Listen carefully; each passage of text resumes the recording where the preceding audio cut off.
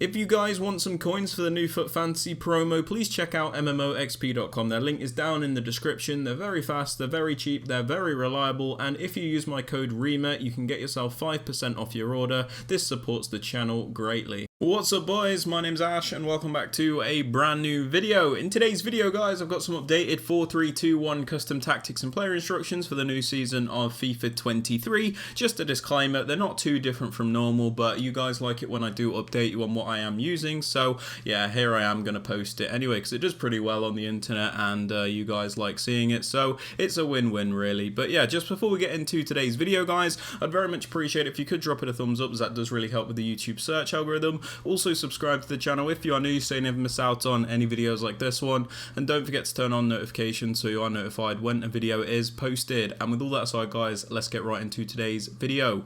So starting off with the custom tactics guys, for the defensive style I like to use this on balance. This is the same as always. The reason we do this is because it does give you the greatest control over your defense, where you're able to press when you need to press and you're able to drop off and be a little bit more conservative when you need to be. So it does give you the very much needed balance, especially against those, you know, better players. Now moving on to defensive width, sorry guys, I have this on 46. The reason for this is we can primarily defend in a narrow way, but at the same time we still have that bit of natural width to cover the wings for when an opponent tries to go down the wings. So you primarily defend in that narrow shape, but you're also able to have good coverage of the wider areas too.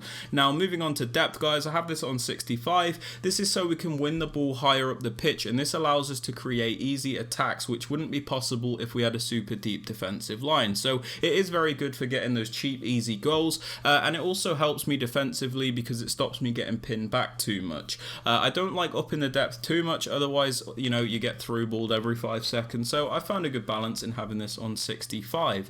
Now for build-up play guys, this is kind of important, you know, you might want to listen to this. I have this on fast build-up when the gameplay is good, so the gameplay's been pretty good for me recently, fast and responsive, so fast build-up's been working quite well because I've been able to keep up with the movements of the players. When the game's laggy, you're not able to do it because there's like a delay on everything. So if the gameplay's good, I do like fast build-up, but if the gameplay's pretty bad, which it quite often is, I like to have this on balanced.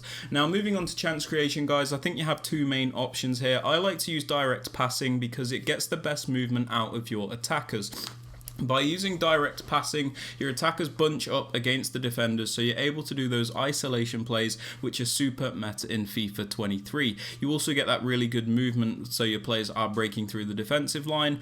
Some people prefer forward runs, which is absolutely fine. I'm not a big fan of it, but the thing about forward runs is you can push your players further into your opponent's half, but it's down to preference whether or not you want to use that. I feel like you get counter-attacked a bit too easily with forward runs, so I do prefer direct passing. Now moving on to the attacking width, I have this on 49, which is just one below 50, which would be like the default balance settings. And the reason I do this is kind of like a psychological thing. The 4-3-2-1 is still a narrow formation, so I like to make the width a bit more narrow, even slightly, if you get what I'm saying. But the reason I have this width is because I don't want my players to be too narrow to the point where they're sitting on top of each other, and likewise I don't want them to be super far apart so it feels like a 4-3-3. So 49 is kind of just what I've been using. There's not really too much to that.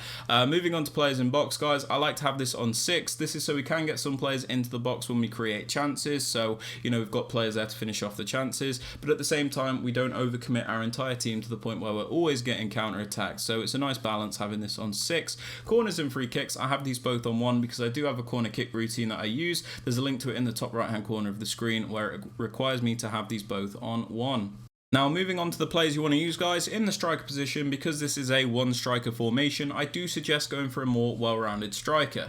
This is because you have to compensate for the fact that there is one striker instead of 2, so you kind of need to get all that balance that you would get in 2 players into that 1 player. So I suggest going for a nice well-rounded player, a player which can shoot on either foot, a player with good technical ability, somebody that is obviously very good at finishing, maybe good at passing. You want a bit of everything in that striker position. You don't really want a one-dimensional player. That being said, if if you do want to use like a lengthy player that's like a truck like Haaland, that's absolutely fine if you feel more comfortable with that.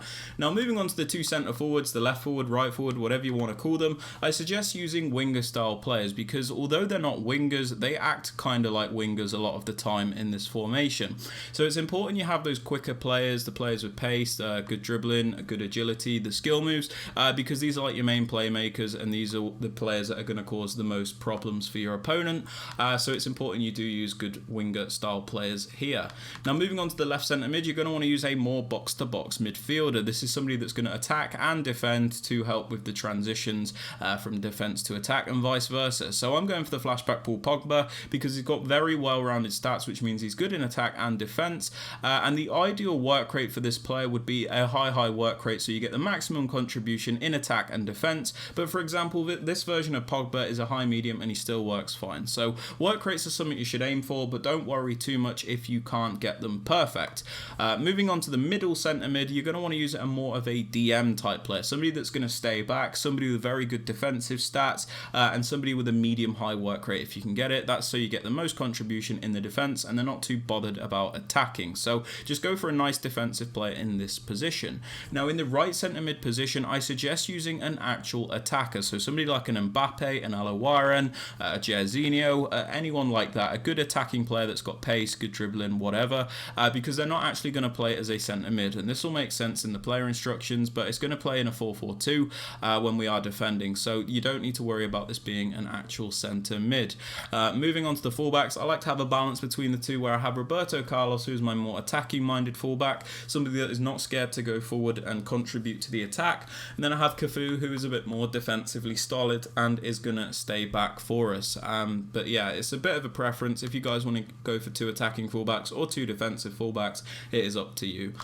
Moving on to the centre backs, these just need to be as good as you can get them, really. Fast players, strong players, players with a medium high work rate. Yeah, there's really not too much to say about the defence. And the goalkeeper, yeah, I'm just using Chesney for chemistry, even after all this time. Now, moving on to the player instructions, guys, on the striker, I just have him on stay central. The reason I do this is because I don't want him drifting off to the wider areas because we've already got the two centre forwards covering those areas. So we need him to stay central as he is our only striker, so we always need him to be in the correct position. We have him on mixed attack, so he's not always running in behind because against those top-end opponents, it's very predictable and it makes you very one-dimensional. So by having them on mixed attack, it also adds to your build-up play where your striker gets more involved in the build-up throughout the pitch, which makes it easier to string together attacks. So mixed attack, super underrated on that striker. Moving on to the right forward, the right centre forward, we have stay central and get in behind. So we have him on stay central because although he's one of the wider players, we still don't want him going super wide. Otherwise it plays out like a 4-3-3, which we don't want, remember. So stay central is important so they're, not drifting off too wide, but they still sit in a nice balanced position with this instruction on. We actually do have this player on getting behind because this player is like the main outlet, if that makes sense, the main playmaker. We want him on getting behind so he's making those runs to, really bother the defense, and you just get really good movement on the wide forward by having them on getting behind. Now for the left forward, the left centre forward, we have default settings and comeback on defense. We have him on comeback on defense, so this will defend in a 4-4-2 shape. So the back four will be exactly the same. Di Maria will be my left mid, Pogba will be my left centre mid, Jorginho will be my right centre mid, and Chiesa will be a right mid. So come back on defence means we get a better defensive shape in the 4-4-2 because that formation is superior for defending than the 4-3-2-1. Moving on to the left centre mid, the more box-to-box style player, we have completely default settings, and the only important thing is cover centre. So we have him on default settings because we don't really want to restrict this player too much. We want him to have a bit of freedom where he can attack and defend, so we just kind of let him do his thing with that. The only important thing, like I said, is cover centre because it means they're going to defend as one of the centre mids in this 4-4-2. If you put them on cover wing, it completely messes up the shape. Now for the middle centre mid, the more defensive minded player, we have stay back while attacking, stay on the edge of the box cross and cover centre. We have him on stay back because this is pretty self-explanatory. We don't need this player going forward, he's a defensive player. We have him on stay on the edge of the box for cross because let's say he accidentally gets taken forward into an attack, like the AI messes up or something. We have him on stay on the edge of the the box for cross, so we won't overcommit into the penalty box, and he'll still be, you know, one of the furthest players back when we are attacking, if that makes sense.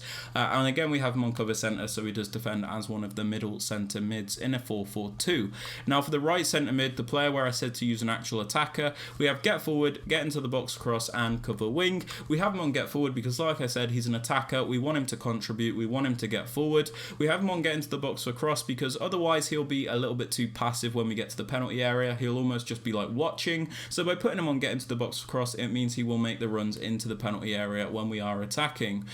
We also have him on cover wing, so he does defend as a right mid in the 4-4-2 shape. So I hope that is pretty simple for you guys to understand. And yeah, moving on to the left back, my more attacking fullback, we have balanced attack and overlap. The reason we do this is because, like I said, the 4-3-2-1 is still quite a narrow formation. So sometimes we need to get that extra width when we are attacking. So balanced attack and overlap means this left back is going to go forward when we are attacking, and the overlapping run type means he's going to add that extra width. So we're going to have a wider option when we are attacking. So we can play narrow and wide at the same time, which is super difficult to defend against, really, because your opponent won't really know what to do. For the more defensive fullback, I have him on stay back and overlap. So we have him on stay back because we want to always have at least 3 at the back, so we're not just getting ripped apart on the counter attack. And we have him on overlap because, let's say I do trigger a run forward with him, I'm going to want him to make those overlapping runs, a bit like Roberto Carlos. So basically it's saying stay back while you are attacking, but if you do go forward, add extra width to the attack.